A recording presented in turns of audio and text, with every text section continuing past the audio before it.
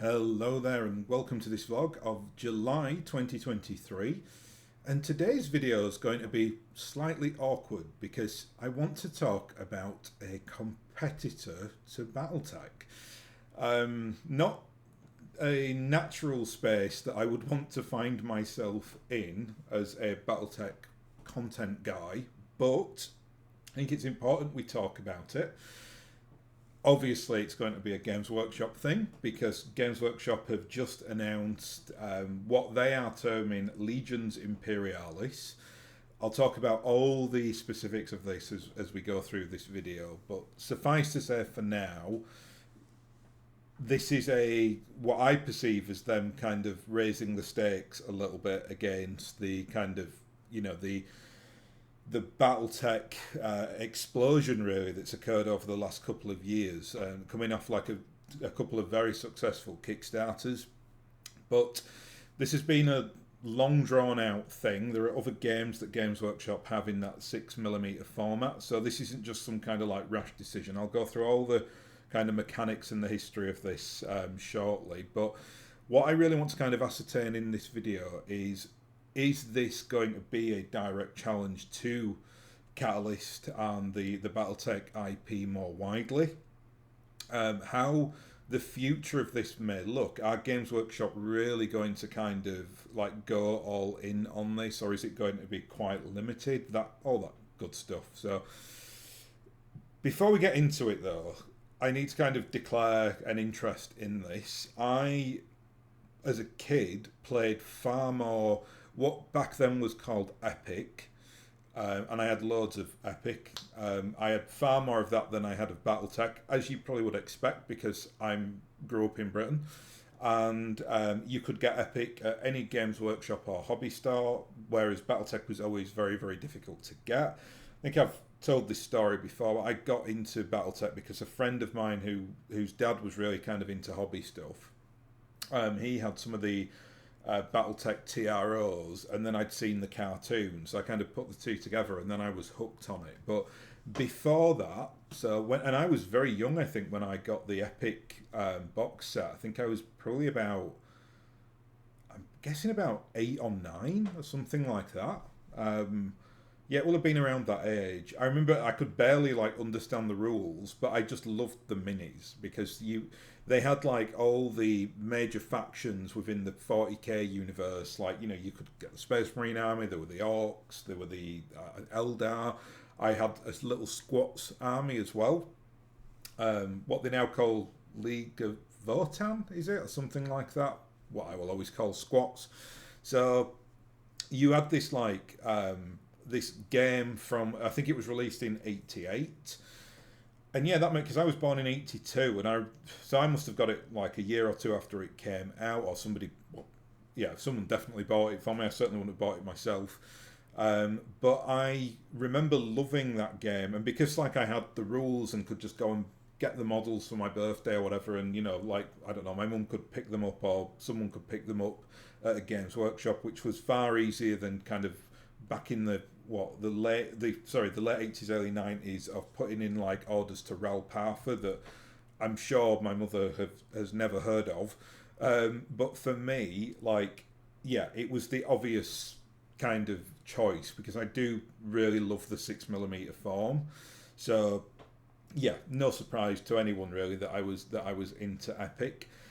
The models were glorious as well. They were plastic. I still remember kind of like being in awe at like the Titans. They were just so like fantastic looking.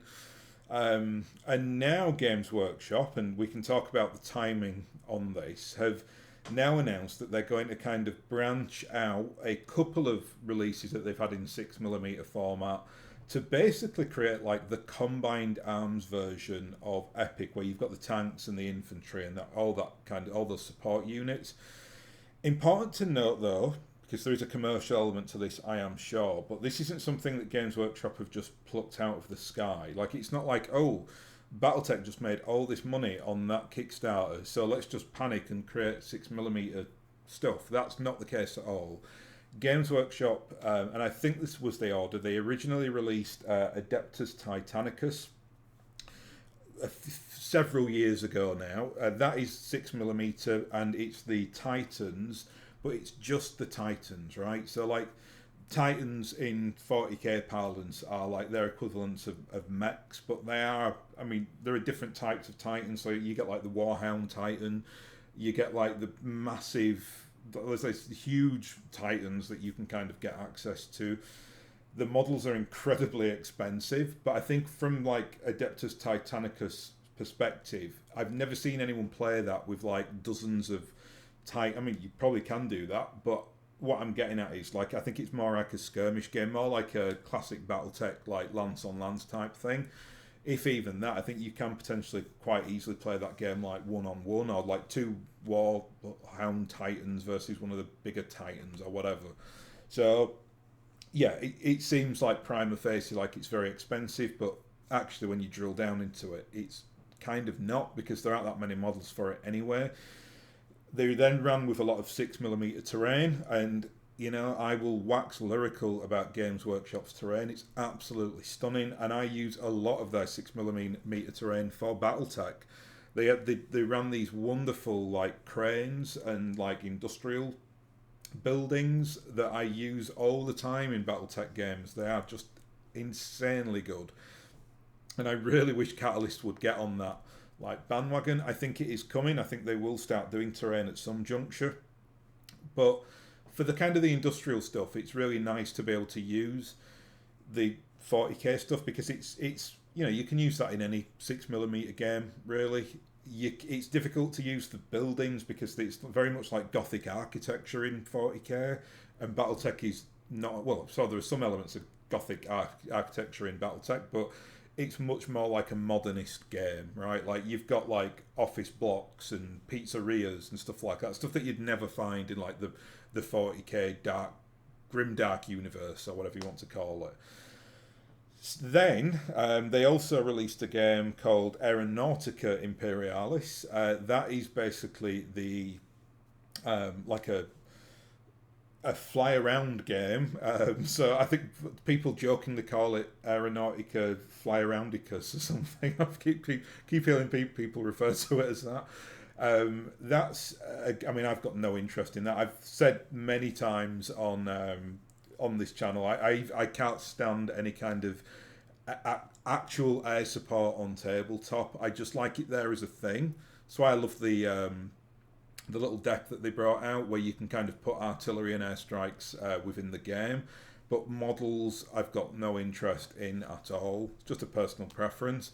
So I'd never be interested in a game like that. But that is in, I presume that is in 6mm anyway, because the ships or the aircraft will be about so big, and you put them on those like transparent stands.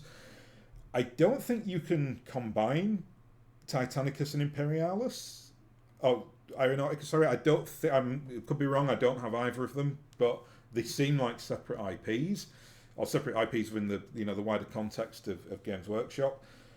Legions Imperialis, and this is the new one, and I believe this is getting released in August 2023.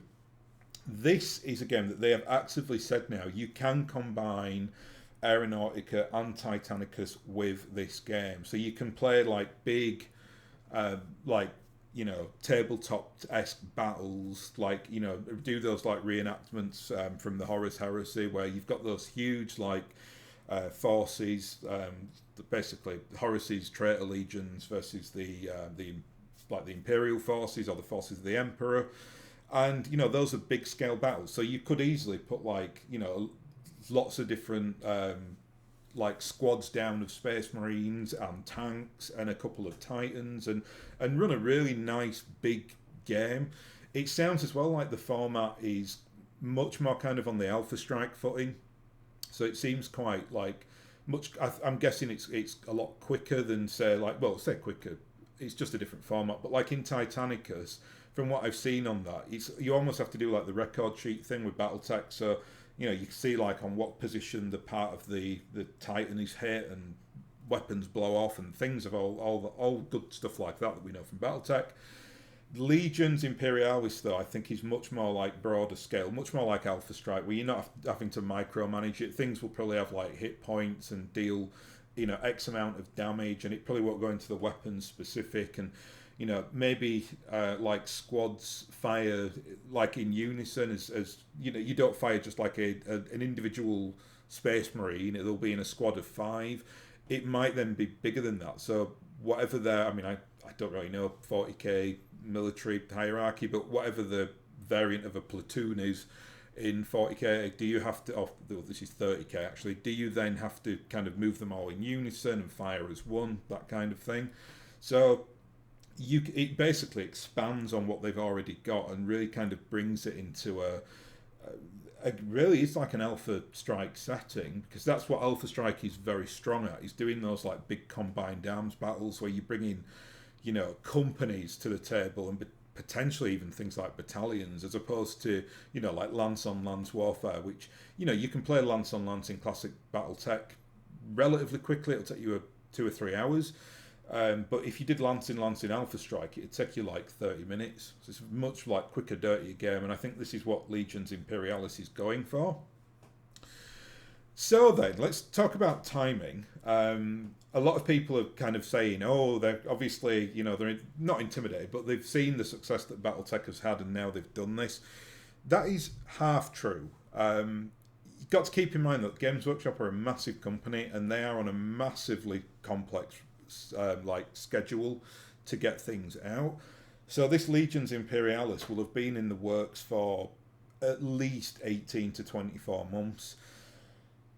It, to me, it absolutely is response to BattleTech's success. I don't think there is any doubt of that. But it's more complex than that. It's not a panic move, is what I'm saying. This will have been in the planning for a long time. I know this because, and I am as much as I love BattleTech, the game that I actually played the most, by some way, in terms of tabletop, is Blood Bowl. I adore Blood Bowl. It's I think as a game, it is my favourite game ever made. It's a beautiful game. I really got back into it. You can see it on the shelf. Can't get it now. Yeah, you can see it back there. I'd have to really stretch over to point at it. It's the big red one near my head. This way. I always go the wrong way. I've got my camera set up weird. Anyway, yeah, Blood Bowl's back there, and then just above me on the shelving, I've actually got like every team that's currently out for Blood Bowl. So I'm massively into it, and for that reason, I am, in terms of like Games Workshop parlance, I will be like a super user of them. And when Blood Bowl was kind of really at its pomp, when they released the season 2 in 2020. And they released like dozens, like lots and lots of teams. I bought everything, and I probably spent about, thousands on it. And, most of it I did. I mean, I know you should technically go through hobby stores because you get the discount and it's good to keep them in business. I think in that case, though, just because it was such a massive order, I think, and I might have had a promo code as well, I can't remember, but I remember just getting it off the Games Workshop site and spending like £1,500 or something in one go. I just got everything, and since then they've released things like Dungeon Bowl. You can obviously get all the little the miniatures from what's the sub company of Games Workshop called? Its name forgets me. It's like where they do the resin figures that everyone complains about. Warforge or Forge World. There you go, Forge World. They do the star players, so I've spent a small fortune on those as well. That's probably actually why I bought it all in bulk. So I probably got it as one order from Forge World and Games Workshop, because you can, I believe at the time you could do joint orders. I don't know if you can anymore because they are technically separate entities. Anyway, the reason I'm telling you this is because I'm still on like all Games Workshop's mailing lists, and I still buy a lot of stuff from them, especially buy like a lot of terrain and paints, because I know people complain about the Citadel paints, but I'm just so used to using them that I don't want to change. So yeah, I spend a lot with them, and I often get their marketing collateral. So they will send me surveys. I think they're smart to do this as well. If you are a user with them who spends thousands of pounds every year, they want to know what else you are into.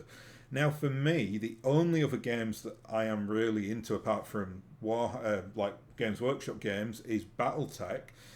And the odd other random game as well. It's like Gale Force 9 released the Aliens game, which is just next to the BattleTech stuff on the shelf in there. They re-released that recently, and I picked it up. So I do have other games from other companies, but you know, generally speaking, BattleTech is my baby, right? So I love BattleTech, and I always feed this back to Games Workshop.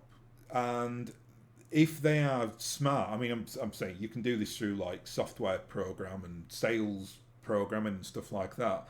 They will know that I am buying terrain, but I'm not buying. I haven't bought Adeptus Titanicus. I haven't bought Aeronautica. And if I'm in the standard category here, so if people are feeding back to them, yeah, I spent a ton of money with BattleTech. You know, I spend far more with BattleTech than I spend with Games Workshop, but I'm only buying the sub products off you, like the paint and um, the scenery, which is, as I've said, great for 6mm. Then if they're kind of doing their like business development correctly, and I'm one of several hundred people doing this, they'll be like, well, why don't we create the Challenger game? And I've fed that back to Games Workshop many times. In fact, I purposefully do it because, and again, I'm just one person amongst like thousands of customers for those, but competition is good. You know, it is bad if BattleTech are the only kind of major 6mm sci-fi game in the entire, on you know, the main one anyway, then that means that you end up having a sloppy shop with the IP owners because they've got no real competition. So now, like Catalyst, now we're going to have to take like note of this and be like, okay, yeah, we've got to make sure we don't lose a grip on the kind of market share we've got here because we're going up against a really big brand now. Obviously, I mean, Catalyst's main advantage is that BattleTech has always been very affordable in the grand scheme of things. Games Workshop is highly unaffordable unless you have a high level of disposable income. As I've said already, you know, if you got into Titanicus, you're paying pretty much £100 for a big Titan. There is nothing in BattleTech. It doesn't matter how many assault mechs you buy or light mechs, like they generally come out at $5 to $6 each, and the quality is great. So, but very different models, obviously. Like the Titans are much bigger.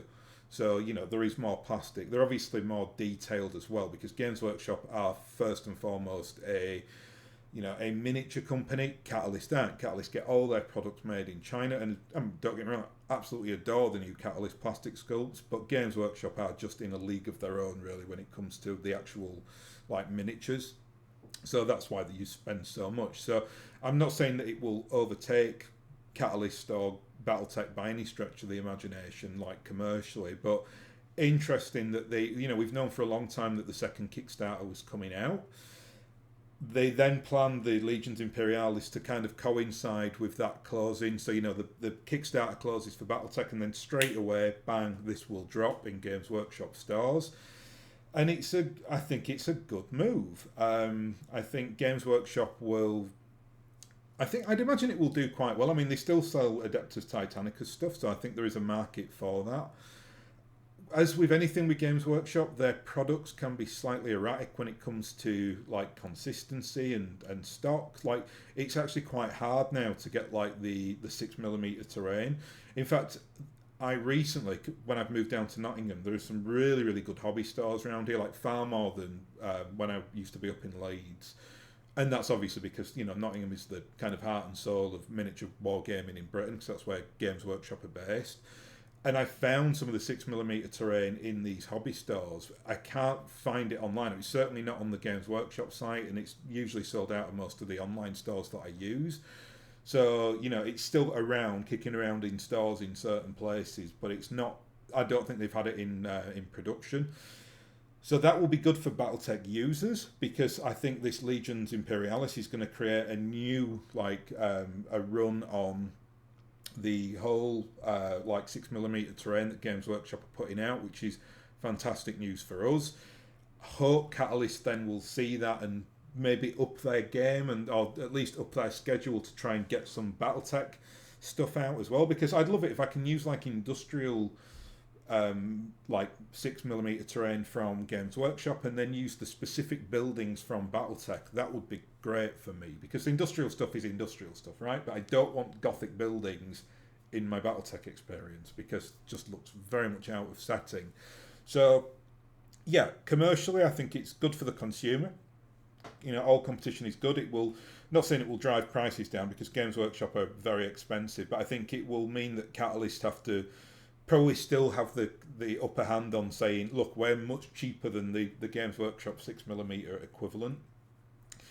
So that's kind of the good thing. Let's talk about the, not bad thing, it's just, I suppose, limitations on this. So when this came out, I was like thinking, first of all, I was like, oh my goodness, they're re-releasing Epic. I can't wait to see what this looks like. And then I just got very disappointed very quickly because it hit me straight. It's in the copy when you read it, but I was like, huh, so this is Horus Heresy, so it's set in 30k, so 10,000 years before 40k, obviously. It's only Space Marines. I think they've gone on record now in a Q&A saying that they have no intention of kind of broadening it out to the Xenos races or the alien races. That very much disappoints me. I mean, I don't know if this is a commercial decision because there are no aliens in BattleTech. So maybe their thought line is, well, let's just keep it to the Space Marines to try and get the BattleTech audience involved with 40k because we don't think that they necessarily like the alien side of it. I think that's a very naive position and a very bad position to take because I don't want 40k, 30k BattleTech. The reason I would be really interested in getting into Epic is because it should have silly aliens in it and lots of crazy stuff, like, the squat train, and you could like go do the whole Tyrannid thing and create like biomass Titan type things and just go absolutely crazy with it. Then I think I would be really on board for this. As it stands though, I'd say lukewarm about it. I think I am going to buy it. I think I'm going to buy it as well because, like, just not for this channel per se, but I like communicating stuff out. So it would be, if I might do like a comparison between like the rule sets between like Alpha Strike and this Legions Imperialis game and give my like thoughts on that. I loved Epic enough to kind of at least want to get this just for, I suppose, for want of a better term, nostalgia reasons. I don't think that I'm going to get massively involved in it. I think I'll buy it, I'll do it up, I'll paint a Traitor Legion and I'll paint a, one of like the Space Marine chapters or something like that. I might get a couple of expansions when they come out, but I don't think I'm going to get into it like full hog. And I'm saying that as a big 6mm fan. My entire gaming setup is really much more set up for 6mm than it is for 28mm.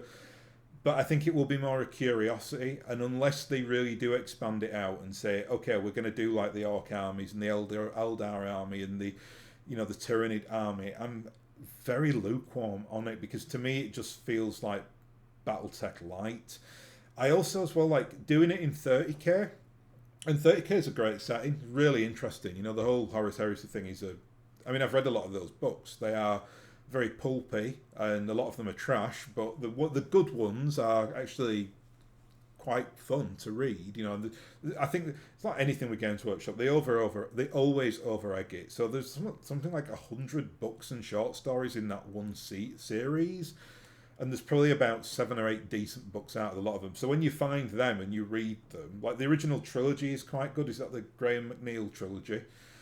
So I know that setting, I know it quite well. It's a interesting, decent setting, but it's not something I'm like massively fanboying on. Like it's not like in BattleTech. Like in BattleTech, there are certain eras that I just love and adore, and will quite happily just play a campaign in it. Right?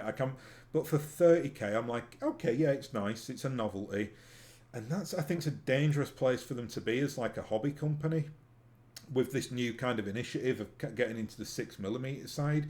They really should be wowing me, and they're not at all. Like I say, it just feels like, well, you've taken on the worst lesson from BattleTech, which is we love BattleTech as BattleTech fans because it's so grounded and there's a modernism to it and it's fun.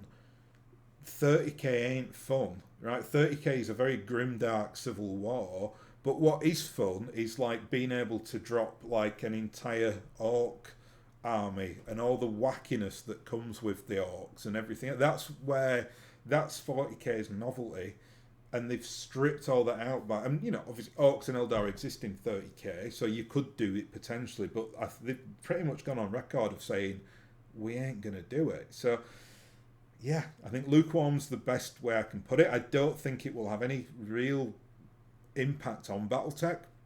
I think, you know, BattleTech fans are quite loyal anyway. I mean, I think most BattleTech fans are in my kind of camp though. Like, they will play other games because it's a hobby friendly game, is BattleTech. So it's not like, you know, it's not like Games Workshop where they've got you on this like constant carousel of new releases coming out. So I feel like BattleTech's far more chill, and I can get into other things without having panic attacks. I'm like, oh my god, I've got another $1,000 to spend on BattleTech. Like, and if they did that, I think it would really alienate the fan base. Whereas, you know, Games Workshop are nefarious for that kind of approach, which is why they're an absolutely massive company and very successful. But they're not what I'd call a friendly hobby company at all. In fact, quite the counter. It's like it's their way or no way. But again, you know, I think we can really get, as BattleTech fans, we can take great joy in this because we will be getting products that we can use for BattleTech as well. Shows as well that Games Workshop are keeping up, puts a bit of a competitive strand on things, which I like. So yeah, it's going to be interesting time ahead, I think. I'm going to buy it anyway, so I'm going to pre-order it when I am able to do so. So expect a review at some juncture, and maybe like a cross comparison video with. It depends on the format. If it's closer aligned to Classic, which I don't think it will be, I think it's more Alpha Strike. I'll do whatever analysis it is to whatever I feel is most like appropriate. Anyway, that's all I wanted to say today. Just give that little bit of intel on the new release and the little bit of cheeky competition coming around. So I will hopefully. I'm kind of thinking about doing some more lore videos. I've done a few more commercial ones now, and I've just recorded them back to back. Actually, I've just done the one that you will have seen last week, which is on the fiction lore side of BattleTech and how to get into it, or best ways to get into it. So yeah, I think I might start planning some lore videos as we get into August. Anyway, I'll leave it there. So I'll thank you very much for watching, and I'll hopefully catch you again next time.